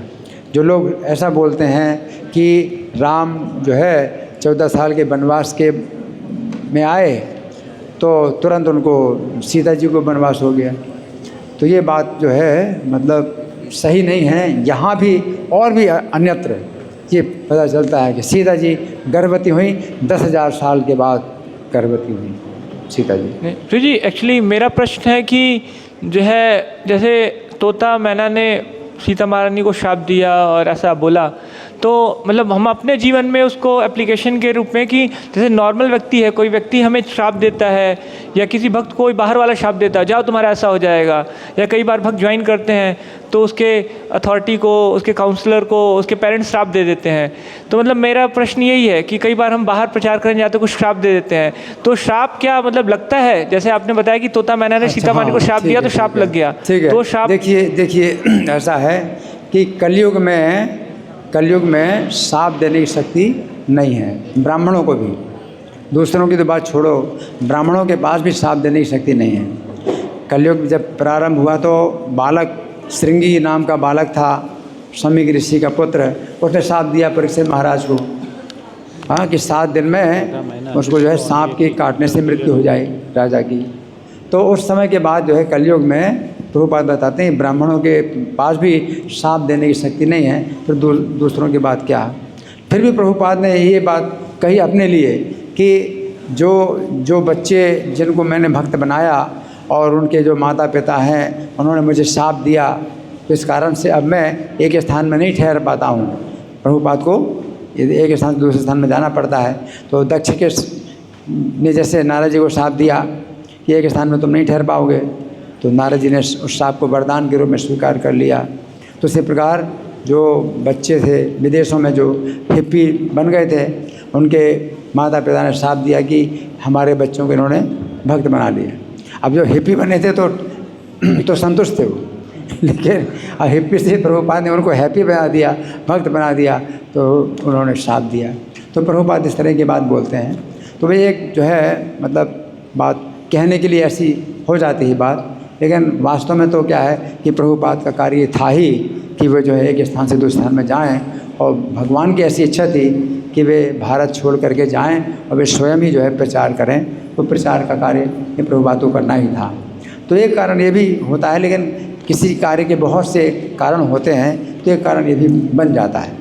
ठीक है, ठीक है। अब जी ये तोता मैना एक्चुअली में है कौन? मतलब जैसे भगवान की लीला में कोई पास टाइम में है ऐसा कुछ कि नहीं, ऐसी ना? अब देखिए सब अचिंत्य हैं भगवान की कहीं पर तो ऐसा भी होता है कि किसी जीव को जो है स्वतंत्रता, अपनी स्वतंत्रता का दुरुपयोग करता है, और वो भगवान की लीला में भी अपनी स्वतंत्रता का दुरुपयोग करता है और अपनी दुर्गति करता है। तो हमें एक ये शिक्षा मिलती है कि जो तोता था तो उसने अपनी दुर्गति की, है ना। तो हम प्रत्येक जीव को अपनी स्वतंत्रता का दुरुपयोग करने का अधिकार है। तो आप अपनी स्वतंत्रता का दुरुपयोग करके और आप जो है भगवान से दूर जा सकते हैं, भक्तों के समाज से भी दूर जा सकते हैं। तो बड़ी है इसमें विपत्ति है, बहुत बड़ी विपत्ति आती है। तो इसलिए हम अपनी स्वतंत्रता का दुरुपयोग ना करें। आपको गुस्सा होने का अधिकार है, आप गुस्सा हो जाएं, अधिकार है। आप अधिकार का दुरुपयोग कर रहे हैं, स्वतंत्रता तो है। अच्छा यही है कि हम जो है डरें इस बात से कि कोई अगर हमारे साथ अन्याय हो रहा है तो मैं कोई ऐसा कार्य ना करूं कि मेरा भी जो है कुछ कर्म बने, उल्टा कर्म बने। ठीक है ना, शिक्षा मिलती जी। हरे कृष्ण प्रभु जी। जी तो महाराज जनक इतना महान राजा थे, उनको जो है क्यों हल जोतना पड़ा राजा रानी? इनका प्रश्न है कि जनक महाराज इतने बड़े राजा थे। नहीं, ये हल जोता जाता है तो ये बड़ी प्रसन्नता पूर्वक जोता जाता है। जैसे महाराज प्रताप रुद्र हैं तो झाड़ू लगाते थे, जगन्नाथ रथ यात्रा में झाड़ू लगाते थे। तो ये उन राजा का सौभाग्य, राजा अपना सौभाग्य मानते थे कि जगन्नाथ जी रथ के आगे वो झाड़ू लगा रहे हैं। तो ये थोड़ी है कि इतने बड़े राजा वो झाड़ू लगा रहे हैं। इसी प्रकार से जो यज्ञ होता है तो ब्राह्मण लोग यज्ञ कराते हैं, और राजाओं के ऊपर ब्राह्मणों का आदेश होता है। ब्राह्मणों के आदेश से राजा जब करते हैं तो वो यज्ञ की विधि है। राजा लोग कोई यज्ञ ऐसे होते हैं कि राजा लोग ही करेंगे, सामान्य जनता कर ही नहीं सकती। तो वो यज्ञ जो है कर रहे थे, तो वो उसमें राजा और रानी जो है स्वयं बैल बन कर के हल जोतेंगे। तो रानी के लिए और राजा के लिए भी ये बड़े सौभाग्य, बड़ी प्रसन्नता की बात होती थी कि यज्ञ के लिए वो भूमि का शोधन कर रहे हैं। तो इसमें ये बात नहीं होती है। अब आजकल वो अलग होता है कि भाई बड़े साहब हैं तो ये काम छोटा काम नहीं करेंगे, वो छोटा काम नहीं करेंगे। लेकिन जब पूजा के लिए, यज्ञ के लिए, भगवान की प्रसन्नता के लिए, तो राजा जो है हमेशा तैयार रहते हैं कोई भी काम करने के लिए। जैसे हम लोग रोज़ गाते हैं कि श्री विग्रहाराधन नित्य नाना श्रृंगार तन मंदिर मार्जना दो, है ना। तो मंदिर की मार्जना, मंदिर का मार्जन भी युक्तस्य भक्तांश नियोजितो वंदे गुरु श्री चरणारविंद। तो गुरु भी जो है मंदिर का मार्जन करते हैं, तो हम उनकी वंदना करते हैं, भक्तों को भी लगाते हैं मंदिर के मार्जन में। तो प्रभुपाद ने भी कभी मंदिर मार्जन भी किया। तो ये सब जो है कार्य जो है प्रसन्नता के होते हैं। इसमें ये नहीं होता कि भाई ये छोटा कार्य है, इतने बड़े महाराज हैं तो इतना छोटा कार्य क्यों कर रहे हैं, है ना। तो ये सब चीज़ें जो है मतलब अम्बरीश महाराज के बारे में ही बताया गया कि वे जो है करो हरेर मंदिर मार्जनादिशु, स्वयं राजा, जितने बड़े राजा करो हरेर मंदिर मार्जना, भगवान के मंदिर का मार्जन मैं अपने हाथों को लगाया। तो ये जो है कभी भी छोटा काम नहीं हो रहा। ठीक है, संतुष्ट नहीं हुए आप? ठीक है प्रभु। प्रभु जी, सीता महारानी का जो जन्म हुआ हम देखते हैं ज़मीन के नीचे से हुआ है, जबकि भगवान श्री रामचंद्र जी का जन्म देखते हैं उनको यज्ञ विधि से हुआ। तो इसके पीछे का क्या रीज़न है, मेन कारण क्या है? इनका प्रश्न है कि सीता जी का जो जन्म हुआ पृथ्वी के अंदर से, इसका क्या कारण है। अब इसका कारण वैसे तो हम लोग सोचते नहीं कि क्या कारण है ना, लेकिन जो है ये अयोनिजा है। कोई जो है कन्या यज्ञ कुंड से पैदा हुई, जैसे द्रौपदी यज्ञ कुंड से पैदा हुई, अयोनिजा कन्या जो और ज़्यादा पवित्र होती हैं। अयोनिजा कन्या होती हैं तो ना पिता से ना माता से, वो जो है अयोनिजा कन्या है ना। तो ये बहुत दिव्य जन्म है, सीता जी का जन्म बहुत दिव्य है। ठीक है ना। वैसे अब मैं बताता हूँ, मैंने कभी पढ़ा था, या अभी कौन से शास्त्र में है लेकिन कहीं पढ़ा है कि रावण जो है जिस समय अत्याचार करता था तो वो जो है ऋषि मुनि जो तपस्या करने वाले हैं उन पर भी जो है अपना आतंक वो जो है बना रहा। तो ऋषि मुनियों से बोला कि तुम लोग तपस्या करते हो, ये पूरी भूमि मेरी है, तो मुझे इसका कर दो। अब वो जो ऋषि मुनि तपस्या करने वाले वे क्या है, उनके पास क्या है, वो तपस्या कर रहे हैं तो कर मांगा है। तो कर के रूप में जो है सब ऋषियों ने जो है अपनी अंगुली का जो है एक एक बूंद खून दिया और घड़ा भर करके कहा कि ये हमारी उंगली का जो खून है ये हम तुम्हें टैक्स के रूप में दे रहे हैं, ले जाओ, और यही जो है तुम्हारी मृत्यु का कारण बनेगा। हमारा जो खून है यही तुम्हारी मृत्यु का कारण बनेगा। तो रावण जो है अब भयभीत हो गया कि मेरे मृत्यु का कारण ये खून ही है। अब पूरा घड़ा जो है खून से भरा हुआ था, तो उसने जाकर के उस स्थान में जो है गाड़ दिया जहाँ सीता जी का जन्म हुआ, उस स्थान में उसने गाड़ दिया, है ना। तो वही जो है ऋषि मुनियों के खून से जो है वो सीता जी का शरीर बना। वो है तपस्या, ऋषि मुनियों की तपस्या से जो है सीता जी का शरीर बना। तो इस तरह से कहीं कहा गया, तो तो मैं कभी बताता नहीं इस बात को, क्योंकि मैं जानता नहीं भी कौन से शास्त्र में है। लेकिन हाँ, किसी शास्त्र में ऐसा भी होगा, क्योंकि हर शास्त्र में राम कथा मिलती है और अलग अलग जो है तरीके से वर्णन भी मिलता है राम कथा का, तो कहीं पर ऐसा भी है। ठीक है जी, धन्यवाद। श्रीमती सीता महारानी आविर्भाव तिथि महामहोत्सव की, श्रीमती जहनावा देवी आविर्भाव तिथि महामहोत्सव की, श्री मधु पंडित तिरुभाव तिथि महामहोत्सव की, शीला प्रभुपाद की। हरे कृष्ण। प्रभु जी की जय।